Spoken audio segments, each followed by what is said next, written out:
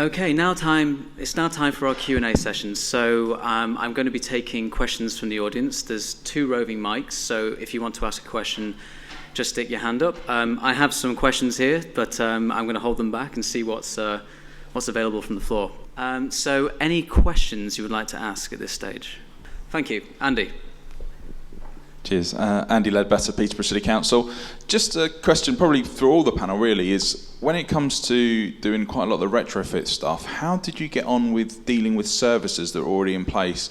I noticed some of the things were done in historic green areas, which were very bland, which is generally where a lot of these get put because it's a lot cheaper than digging up the hard standing areas. So how you dealt with those and any issues that you found while doing it? Thank you.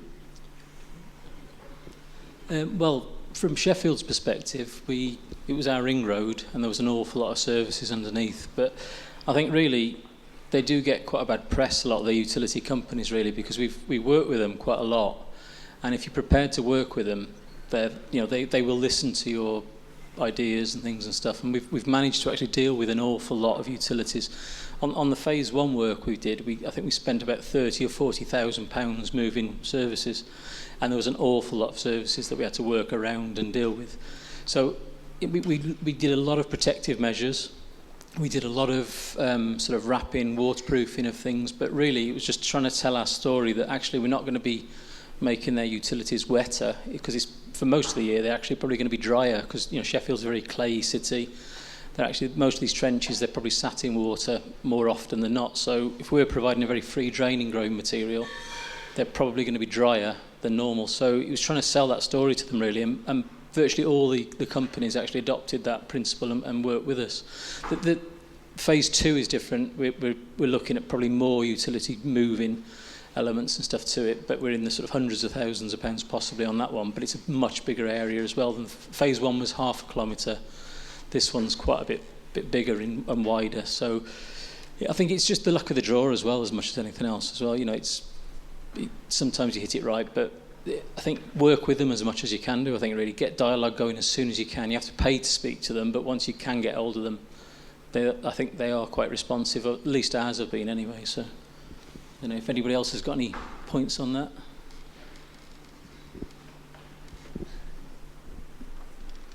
Thank you. So there's what we found quite often on housing estates is they're a bit of a rabbit warren of services. They're all over the place and you never quite know where they are. So I just reiterate a bit of what Zach was saying, and that you start as early as possible, have those conversations as early as possible if you can with utilities companies.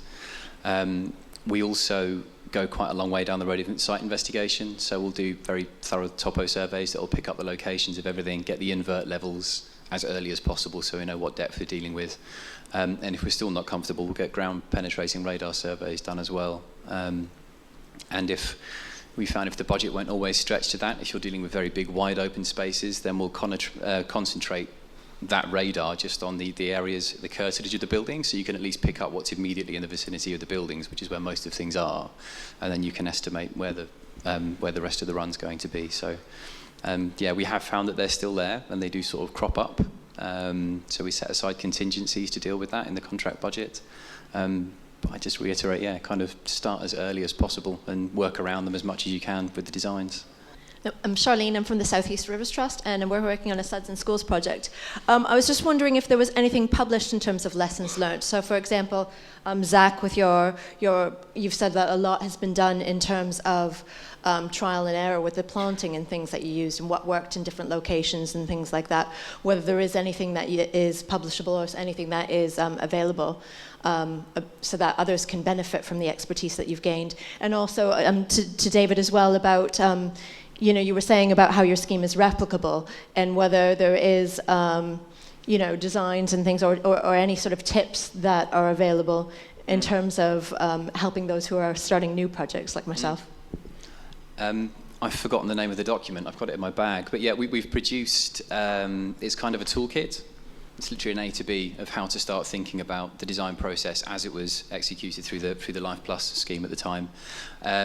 I don't know if there's a way of kind of circulating that, but it's there publicly, and we can forward that on to Susdrain to make that available. I'm fairly sure it's on our website. The Groundwork London. Yeah, Groundwork London website is linkable. If it's not, it will be very quickly, now that I've said it.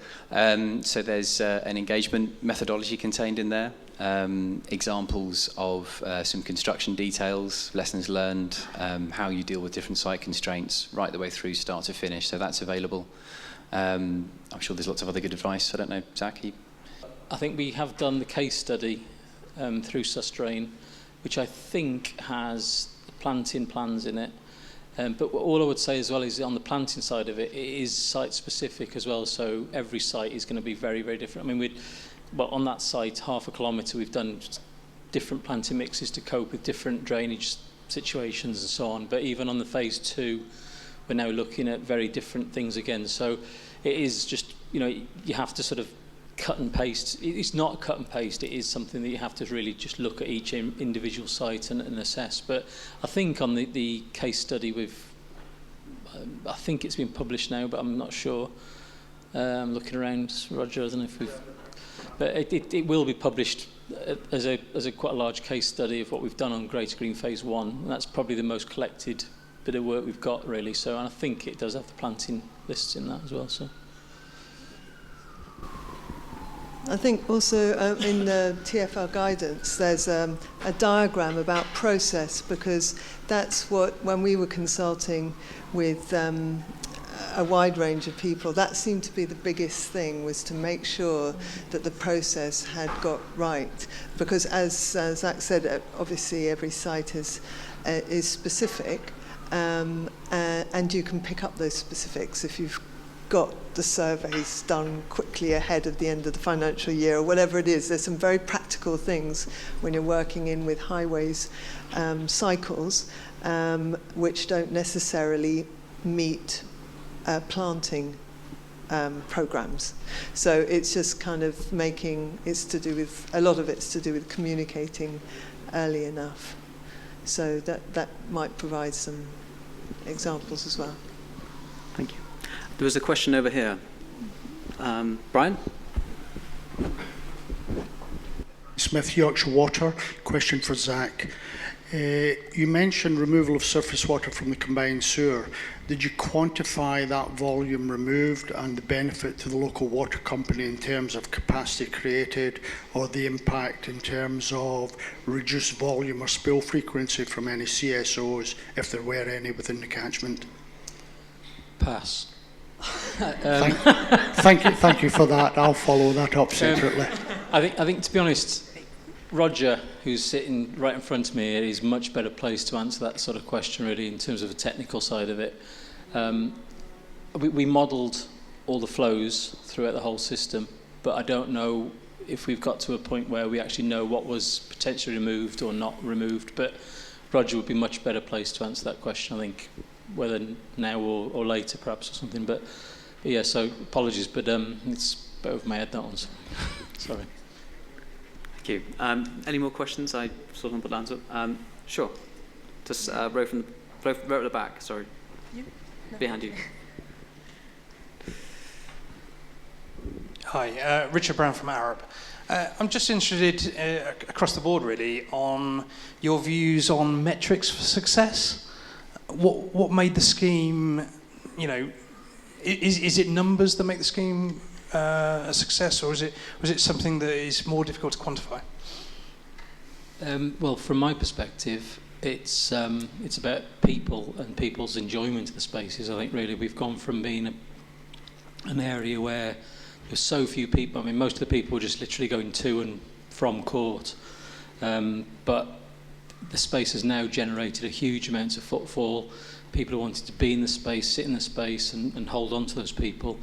And also we've done the several PhDs on the project that we're doing at the moment, and one of them has been that sort of 20% of all people interviewed have said they've changed their route to work to be part of that in the mornings and the evenings and stuff. So it's great that you can actually start doing this in terms of health and well-being.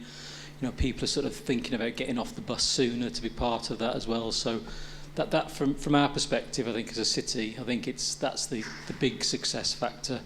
that it's just doing that, but it's also generating that economic regeneration side of it. It's attracting, which is our number one goal really from a city perspective, is that we're getting the people into these areas now to actually build new buildings or refurb old buildings. So, you know, it's all those sort of elements really to what we're sort of talking about. I think there are some drivers in terms of quantity that obviously you can measure, and obviously that is a significant driver in terms of flood risk. Certainly from our perspective from the River Pin, it's a very flashy catchment, so there was a major driver there in order to make sure we were significantly reducing the runoff, but it is much wider than that in terms of people can't appreciate the reduction in quantity. You can't explain that to them if it's underground. They can't appreciate it and they can't value it and they can't be part of it as a community. So certainly in terms of for us, the fact that people are now sort of using the open space and interacting with it and appreciating or dwelling in places alongside that green infrastructure is really important to sort of help formulate that community, which for us in a new development wasn't there before. So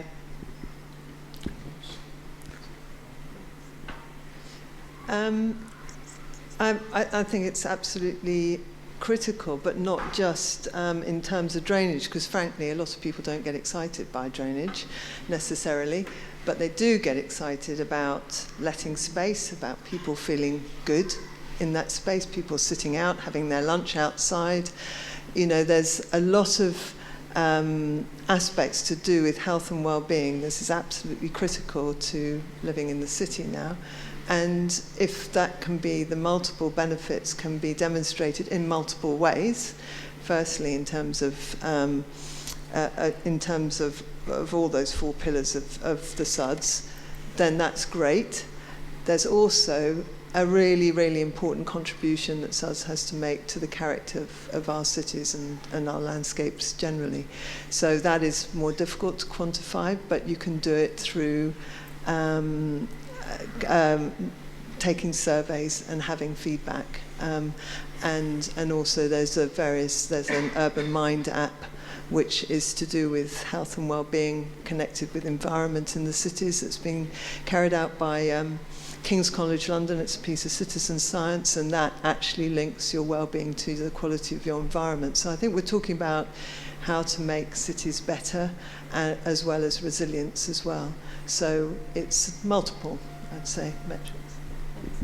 I think I would agree with everything that everyone's just said in terms of health and wellbeing benefits. And I think for us as Berkeley, as a business, a scheme is successful if we can take the lessons learned, and if our planning and design teams can look at an existing project and actually be keen to take that forward into our new developments. So the lessons learned and the physical benefit that people can see in terms of space being animated, people using it as we would like it to be, and taking that forward to the next project, that's probably a success for us, definitely.